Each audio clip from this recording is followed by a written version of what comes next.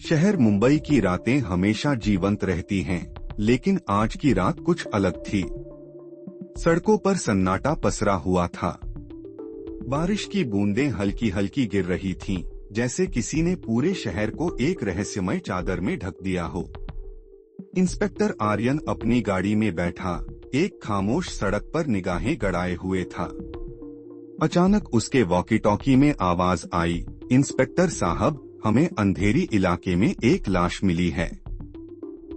आर्यन ने तुरंत गाड़ी स्टार्ट की और तेज रफ्तार से अंधेरी की ओर बढ़ गया। जब वह मौके पर पहुंचा तो देखा कि वहां भीड़ जमा थी और पुलिस टेप चारों ओर लगा हुआ था। उसने तुरंत अपने साथी सब इंस्पेक्टर सुरेश से पूछा, क्या स्थिति है? सुरेश ने जवाब दिया, सर, यह एक युवती की लाश है। उसकी गर्दन पर चाकू के निशान हैं।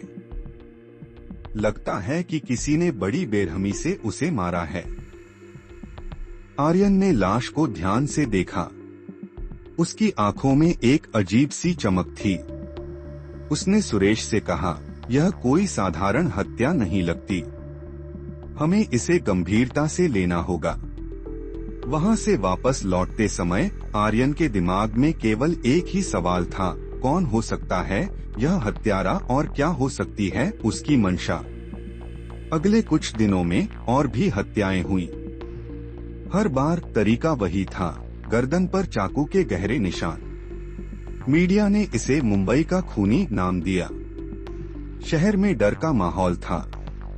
लोग रात को घर से बाहर निकलने से डरने लगे थे। आर्यन ने अपनी टीम के साथ इस मामले की गहराई में जाने का फैसला किया। उन्होंने सभी पीड़ितों के बीच एक कड़ी खोजने की कोशिश की, लेकिन कुछ खास हाथ नहीं लगा। तभी आर्यन के दिमाग में एक विचार आया, क्या इन हत्याओं का संबंध किसी पुराने मामले से हो सकता है? उसने पुराने रिकॉर्ड्स खंगालने शुरू किए। उसे एक ऐसा मामला मिला जो 5 साल पहले हुआ था। उस मामले में भी एक सीरियल किलर था जिसे पुलिस ने पकड़ लिया था और वह जेल में था। लेकिन क्या यह संभव है कि वह हत्याएं अब फिर से शुरू हो गई हों? आर्यन ने जेल जाकर उस किलर विजय से मिलने का फैसला किया।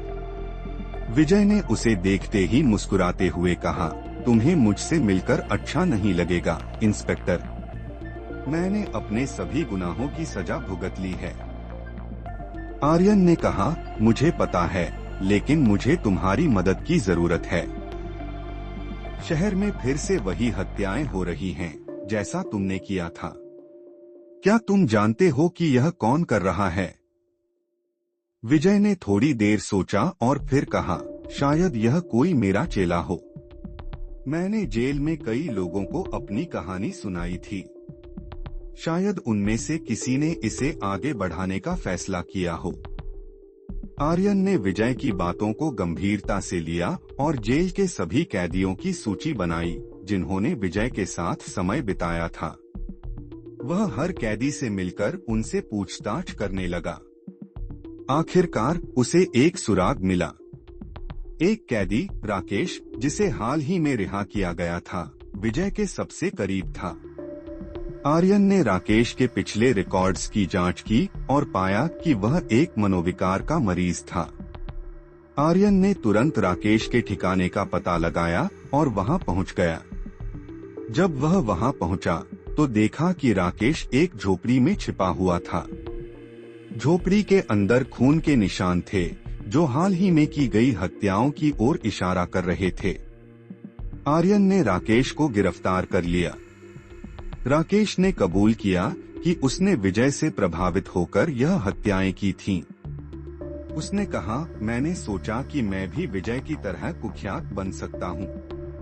राकेश की गिरफ्तारी के बाद शहर में फिर से शांति स्थापित हो गई। आर्यन ने चैन की सांस ली, लेकिन उसे यह भी एहसास हुआ कि इस तरह के अपराधों को रोकने के लिए समाज में जागरूकता फैलाने की जरूरत है। इस तरह इंस्पेक्टर आर्यन ने अपने बुद्धि और साहस से एक और खतरनाक किलर को पकड़ लिया, लेकिन उसकी लड़ाई अभी खत्म नहीं हुई थी। उसे पता था कि मुंबई की सड़कों पर कई और रहस्य छिपे हुए हैं जिन्हें सुलझाना बाकी है। कुछ हफ्ते बीत गए थे और शहर में फिर से शांति लौट आई थी, लेकिन आर्यन के मन में अब भी कुछ सवाल थे। उसे यकीन था कि राकेश अकेला नहीं था। उसे किसी बड़े गैंग या नेटवर्क का हिस्सा होने का शक था। उसने अपनी टीम को और गहराई में जांच करने का निर्देश दिया। एक दिन आर्यन को एक गुप्त सूत्र से खबर मिली कि राकेश के फोन रिकॉर्ड्स में कुछ संदिग्ध नंबर मिले हैं। उसने उन नंबरों को ट्रेस किया और पाया कि वे सभी एक ही जगह से जुड़े हुए थे, मुंबई के बाहरी इलाके में एक पुरानी फैक्ट्री। आर्यन ने तुरंत अपनी टीम के साथ उस फैक्ट्री पर छापा मारा। फैक्ट्री के अंदर का दृश्य देखकर सभी चौंक गए। वहां पर खून से सने कपड़े, चाकू और अन्य हथियार पड़े थे।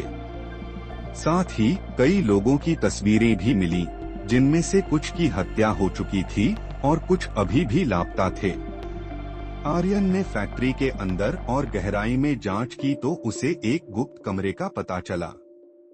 उस कमरे में एक बड़ी टेबल पर शहर का नक्शा फैला हुआ था, जिसमें कुछ खास जगहों पर निशान लगाए गए थे।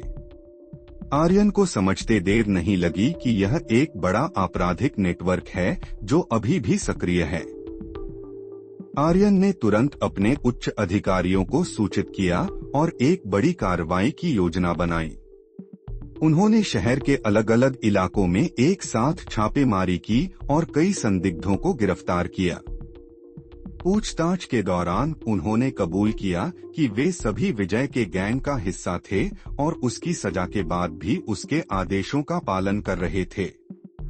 इस बड़े आपराधिक नेटवर्क के खुलासे के बाद शहर में एक बार फिर से शांति लौट आई।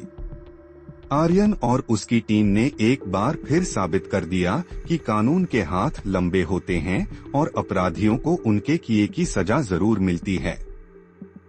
आर्यन ने चैन की सांस ली, लेकिन वह जानता था कि उसकी जिम्मेदारी अभी खत्म नहीं हुई है।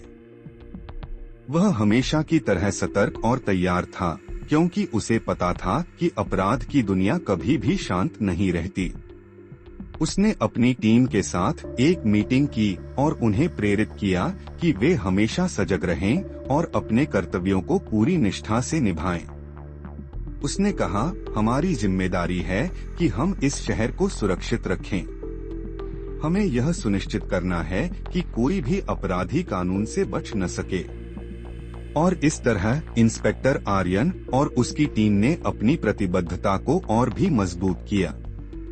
वे जानते थे कि उनकी लड़ाई अभी खत्म नहीं हुई है, लेकिन वे हर चुनौती का सामना करने के लिए तैयार थे, क्योंकि उनके लिए कानून और न्याय से बढ़कर कुछ नहीं था।